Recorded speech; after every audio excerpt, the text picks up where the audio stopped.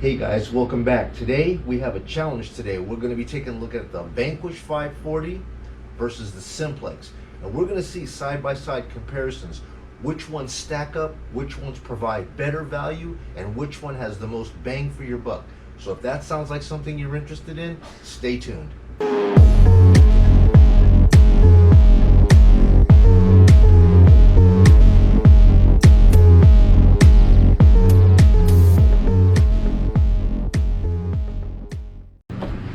Alright guys, so I have a little bit of a cheat sheet that I'm going to actually be running off of today. So we're going to start off looking at the build quality, control box layout, features, cost, and overall value. I got my notes ready to go, so let's rock. First of all guys, I want you to see the actual shaft design. This is the new and improved shaft design that I like so much better than the old crutch detent styles that you'd see in the Garretts. These right here are the collapsible shafts that have these new style cam locks here that you could just pull down and expand all the way out to whatever length that you want. You can see that they go pretty far, and they're just really nice because they're easily transportable type of a locking system. And the Vanquish has the exact same situation here. As you can see, it's got the locking up on the front and the locking up on the back, which brings it out to a full size detector. And when you're done with it, you can push it all back together and it sits just like so. So now the differences between the two, as you can see, the construction of the Minelab here, this one has kind of what's called, for me, it's the overhang shaft, where the weight of the shaft hangs over the top just like this. Okay, so it's going to put the majority of the weight on your wrist on the top part of your forearm. And on the Simplex, it's got the underside type of a shaft. Okay, so when I'm lifting on it, I feel like the weight is actually supported under my underside of my forearm. So you feel the weight support this way. To me, this feels more comfortable. I like this style right here. I kind of wish that the Vanquish would have done that, but they didn't. This is what you get, but it's not a game changer for me. I still like it. So moving on. The only concern that I have between the two designs right here is the way this one is constructed. The way the shaft is actually joined into the control box, it's all in one. So the pistol grip and the upper shaft is all joined into one little area right here. I've seen some photos where this is cracked right in here, and if it does crack, the control box, the shaft, and the pistol grip are all ruined. And this whole thing would have to be sent back to Minelab, and I'm not sure how they would actually go about fixing that. It might require a complete and total replacement if that happens to you. The overhang style is almost like the old crutch, the old S-style crutch detector shaft. So it might be, a game breaker for some. For me, it's not. It's just preference. Next thing we're going to talk about is the collapsible. How big is it? What is the width of it? This guy right here, I've got collapsing down to 25 inches. So at fully collapsed, from here to here, I've got this down to 25 inches. 24.5 to 25 inches on the Simplex. Pretty small. And then on the Vanquish, fully collapsed,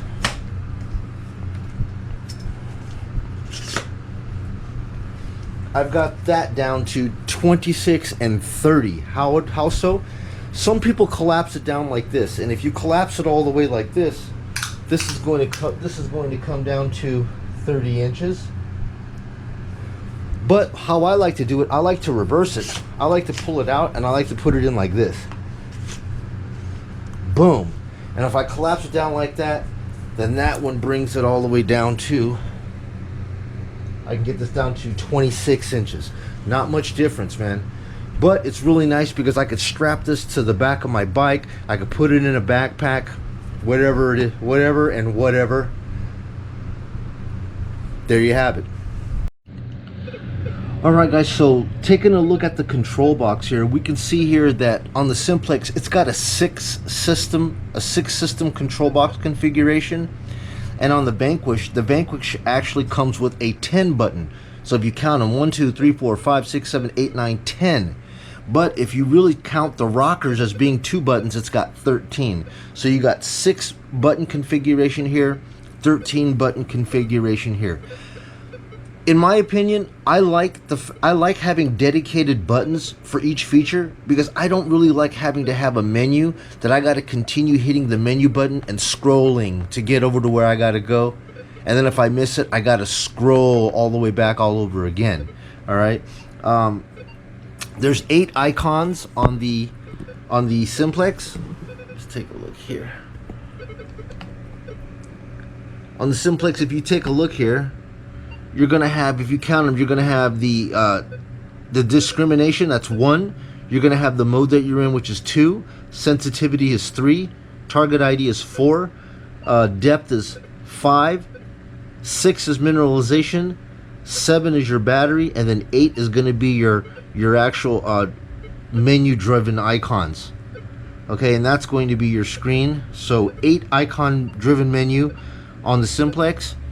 And then over here on the Minelab, you're going to have 10 icons over here. So you're going to have the discrimination on top. So 1, battery is 2, Bluetooth is 3, or light is 3, Bluetooth is 4, volume is 5, sensitivity is 6, target ID is 7, depth is 8, and then you have your modes here, whatever modes that you're going to be in, 9. And there's one more here. If you hold down this button right here, that's, you're going to see a little nail come on. That's 10, and that's going to be your iron bias, high-low. So 10 icons on this, 8 icons for this. Okay, both very informative. You shouldn't need much more information out of these screens. They're both very similar. Like I said, I prefer having dedicated icons here. It's very simple. If you want to change your volume, it's automatically there. You don't have to drive. You just, here, volume up, volume down. Okay, you want full iron mode, iron on, iron off. You want your sensitivity up, sensitivity down. Okay, pinpoint right here. Here's your notch discrimination. You can just move it up or down. You're already into it. And then you can just notch out, hit the button. Up here you have your Bluetooth for your headphones on and off. Then you have your modes over here, right? Then over here you have your lights on, lights off, and then of course your power option. Dedicated buttons for each feature. I like this better. The problem that I had over here with the Simplex, even though it's kind of laid out nice, in order to get into your menu, you click the menu button, and then you've got to, you would think that you could just use up and down to scroll through your icons. No, you got to keep jamming on the button to move through the icon system. Oh, but what if you want to go back to? Can I just hit backwards? No. You have to keep hitting this button and do it all over again. You got to push it 10 times to get back where you got to go. And then from in there, you could use this button to turn up and down arrows while you're within that icon. If you need to get over to this one, you got to hit the button you hit and jam it all the way again. Oh, I passed the I passed my icon. I want to go back one. Sorry, buddy, you can't go back. You got to just keep hitting this button and come all the way back around again. I mean, it may not be a big deal for some. To me, I just don't like having an icon-driven menu. I like dedicated buttons. So to me, as far as the graphic user interface is concerned, I like this one better. I think you get more information on this screen. I like the screen, but I do like the buttons better. These buttons are hard and clickety. It's just a real clickety sound. Click, click, click, click, click, click. Can you hear that? I like that. This one here, it's jelly. It has like a real gummy bear. Yeah, it has like a gummy bear feel to it. Like you could dig your finger into it. Like it just feels gummy. I don't know. Buttons, tactile feel of the buttons. I like this one better. Although I like the way this lights up. So again, preferences. Whichever one you guys like.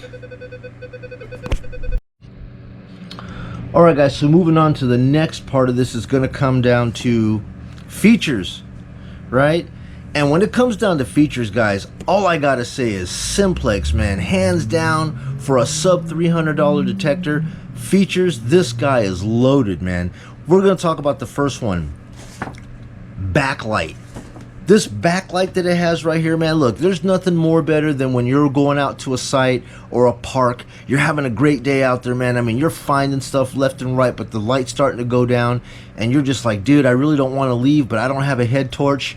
and I just want I just want 2 or 3 more signals, man. Give me another 30 minutes. Give me another 30 minutes. Well, having this backlight is going to afford you that extra 30 minutes to dig around and really make it a productive day where you go home feeling good about it. So backlight, excellent. Number 2, it's got a vibrate feature in the pistol grip. I don't know what you would use it for. You know what I mean? I don't ever use it, but it's nice to have it nevertheless.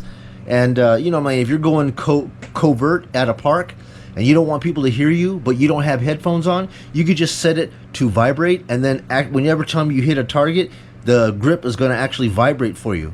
Hey, nice feature. It's included. I'm not going to throw it away. I'm not going to argue. The next one is going to be a night light. Yes, it actually comes with a night light on the back of the detector. So right here, you're going to see that little LED right there. Right there. Yep. And how you activate that is you go into your graphic user icon, and then it will just toggle over to the light. Boom. And then we just click it on, and there you go. Night light is on. How's that going to really help you? I don't know, not much, but nevertheless, how it helps you is that, I mean, it does shine a light down on the ground towards your coil, so as you sweep, you can actually see what's in front of you. But if it gets to that point, man, without a torch, I don't know. You're going to need a head torch if you're going to be doing some night searches, but that's going to expand and give you a little bit more time to actually do a little bit more night detecting, like I said, with the backlight and then the night light. Sweet. The other thing this has is it's got built-in batteries, so you recharge it through the charge coil in the back. So you're going to actually use a dongle control that you plug in right here. Guys, I'm going to be straight up honest with you. I think this is lame. I don't really like this right here. I mean, this is one of those pin-out things here with all those pins. This serves as the way you charge it. It also serves as your data port in order for you to upgrade the data on this device. And also, if you don't have wireless option, you're gonna get another one of these just like this that has a receptacle on it to plug in your headphones. Okay, so this port right here does all of it, and it does it through those pins. I've never been a fan of that. I really wish that this could have had, you know, the dedicated little teeny hole right here that you could plug your headphones in, and then they should have like a USB little connector, kind of like the Equinox does, that it's got that magnetic connector that snaps on the back. That does your data, that does your recharge, both in one. But in order for this to be waterproof, I guess they like the idea of it being like this. But then again, take a look at that speaker. It's got a grill, you know, and it looks like water and dirt and sand can get inside there. So, I mean, I don't know how great that is, right? I mean, I didn't build the damn thing. But nevertheless, it's supposed to be waterproof, built-in batteries, back night light, and I just wish that this receptacle right here didn't require using this dongle for every little teeny thing, because it's kind of a pain in the ass to plug this thing in and get it right. Every single time you want to charge it, you got to plug this thing in. Didn't like that idea. But moving back on, let me turn the light off on it. Off. All right. And then the next thing on it, we're going to be talking about the coils. So the coil that actually comes with this detector is going to be like an 11-inch coil, like this.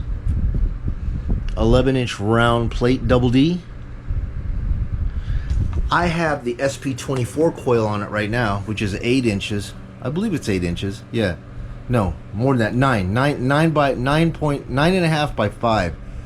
I like the SP24. It's a light coil, and it's small, but it's not too small, and it's not necessarily this big. So that's what you're going to get with it stock. You have the option of this coil if you want to buy something else for it. All right.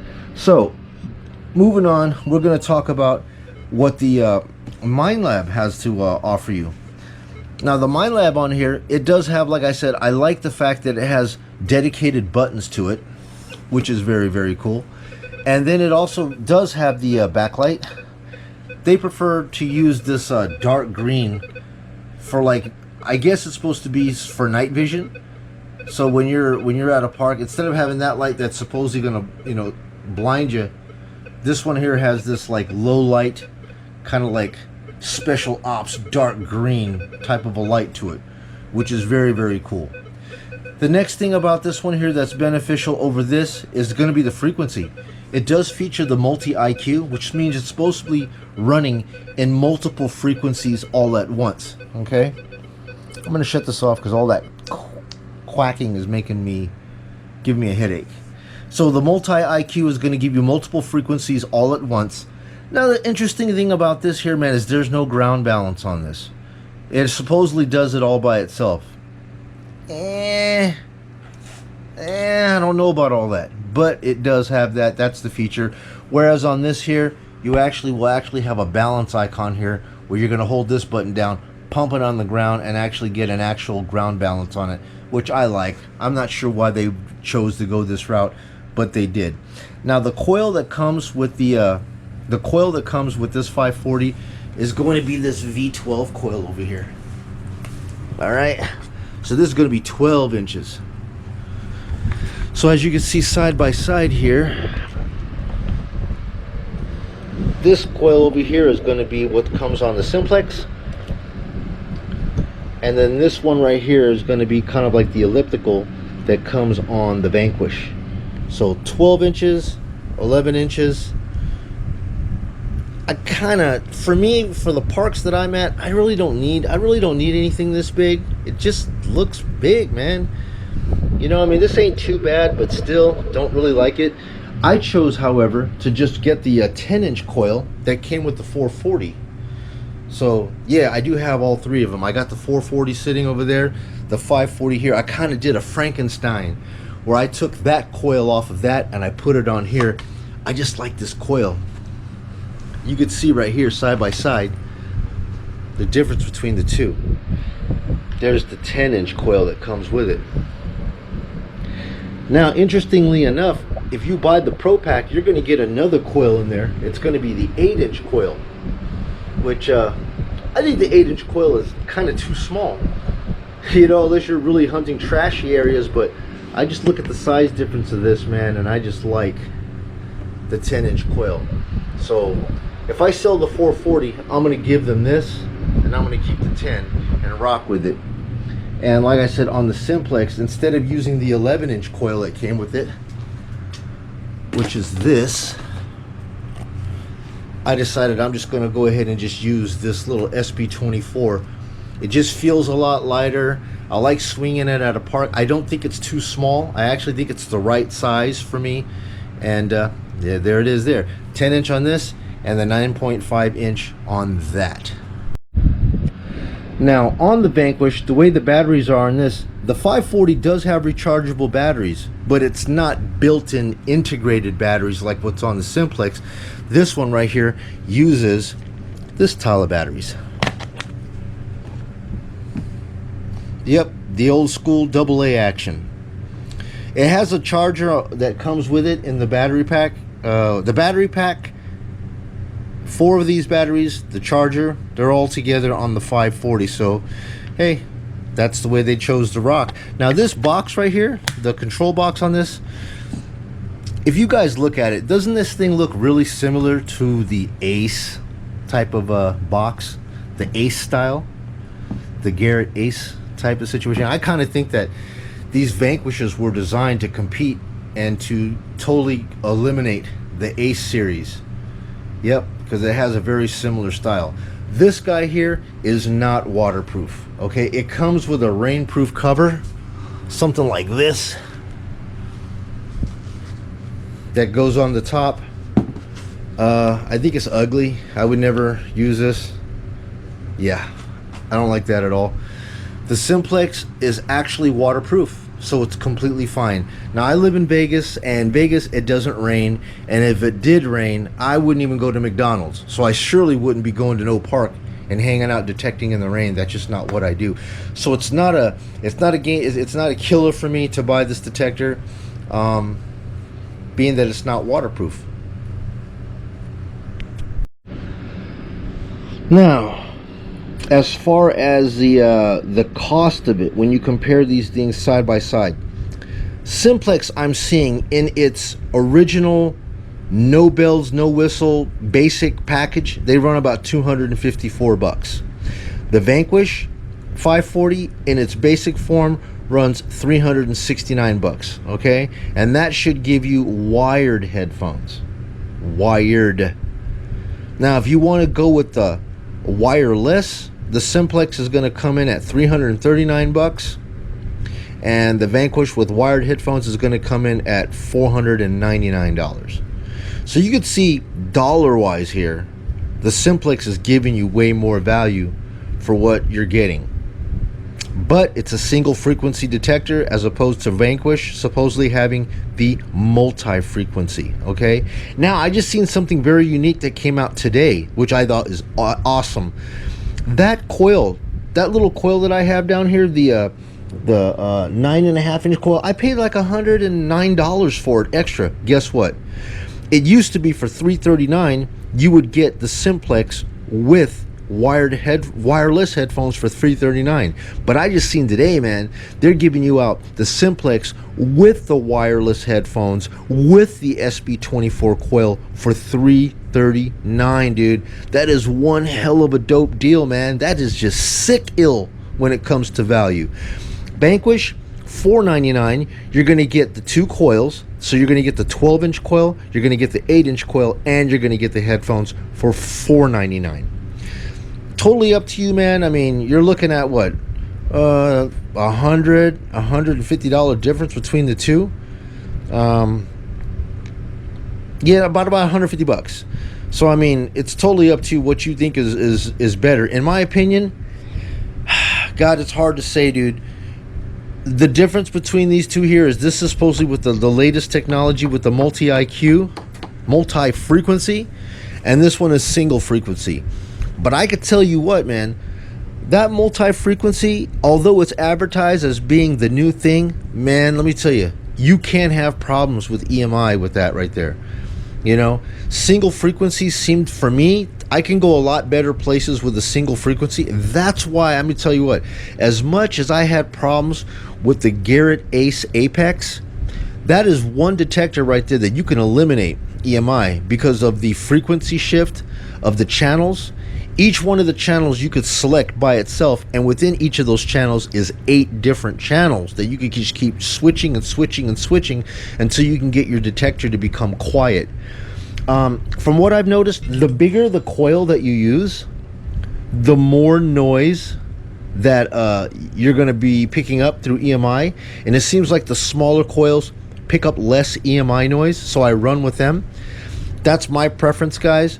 So that's it in a nutshell, man. I didn't want to get through all kinds of depth tests and target separation and air tests and coin tests. That stuff, guys, there's a billion of those channels out there. They're kind of boring. They are important, but that's not the point of this review. My review here wanted to cover the build quality, the shaft design, the control box layout, the features, the cost, and the overall value of what you're going to get. Look, man, it's splitting hairs here between this one and this one. It's really up to you. Do you like Minelab? It's got the fluty sound when you hear it go across coins. It's like, and then you've got this Simplex here, which sounds like a static duck. So whatever. I mean, sometimes that quacky sound can get annoying, but after you've heard it all day, it grows on you. You're okay. And then sometimes these flutes, they're okay until you hit EMI, and then it sounds like some, I don't know, it sounds like Pied Piper on crack. I don't know. So either way, you're gonna have to get used to your own tones, which ones you like better than the other. But guys, look, that's all I got for you today. I don't want this video to ramble on too long. Which one of these detectors are king? Dude, I'm gonna have to call this one a draw. Hiya! So guys, that's all I got for you tonight, man. Yeah, I give it a draw. I like them both, man. I actually had an Equinox 600 that I used for a while. I had it for like a month, and I tell you, I bought the Equinox 600 and I spent about $700 for it. And I'm thinking, oh man, I got the Equinox. It's the king. It's supposed to completely destroy these guys. There's no need for these guys. They're irrelevant. I'm going to have one detector that does it all. No, it doesn't do it all. It might be better detector for an enthusiast. I'm a hobbyist. Okay, this right here, there's a difference between the two guys. A hobbyist is somebody that does this, doesn't make it their life. They're not trying to go off on a tangent, making the sweet science of talking to you about every little teeny thing that has to do with detecting. I'm not into it to that degree.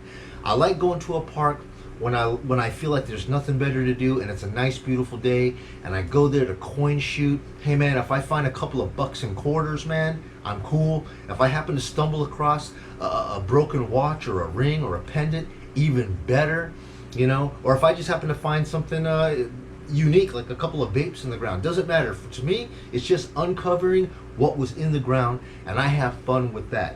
So me, as a hobbyist, I sold that Equinox simply because I didn't want to spend all day long having to go through, you know, settings and everything like this. An enthusiast, those are important to him, because an enthusiast will drive to different counties to go search what's called permissions. Permissions? I don't even know what the hell a permission is. Permission is I go to a park, I have permission. I ain't going to a farm asking a guy if I could traipse across his plowed land and spend the entire day in mud getting rained on looking for belt buckles, bullets, and buttons. That's not me. Those are enthusiasts. For me, coins, some basic jewelry, and just stuff that's buried in the ground, I'm good with that. I sold that Equinox because it was just too much for me. I kind of felt for $700, I didn't like how unstable it was. Anybody that tells you about that Equinox, that if you get around some EMI, you're gonna start hearing that's ridiculous. So I'm gonna give up these detectors, you know, having $200 or $300 detectors for the price of one Equinox, and you grab that as your go-to machine, and you go to a park that's got some EMI on it, and it's just completely going nuts with that fluty tones. I was upset. I was like, no, I can't have that, because you would like to know that you grab a detector and you go to a park that it's going to be the one. I mean, for $700+, man, you would think that that's the guy. He's going to have all the filtering, all the EMI filtering in that thing to eliminate those sounds, and it didn't for me. And so it was a game breaker for me, and I ended up selling it. And I said, you know what? I would rather have 3 mid-level detectors.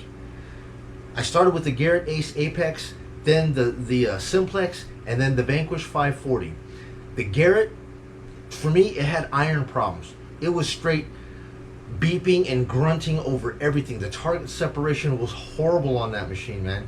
Didn't work for me. Maybe it'll be great for somebody at a beach. I have no beaches in Las Vegas. There is none of that around here. I don't hunt streams, none of that. Okay, so I sold it, and I'm down to the 2 detectors, or actually 3. The 440, the 540, and the Simplex. And guys, I couldn't be happier with these machines.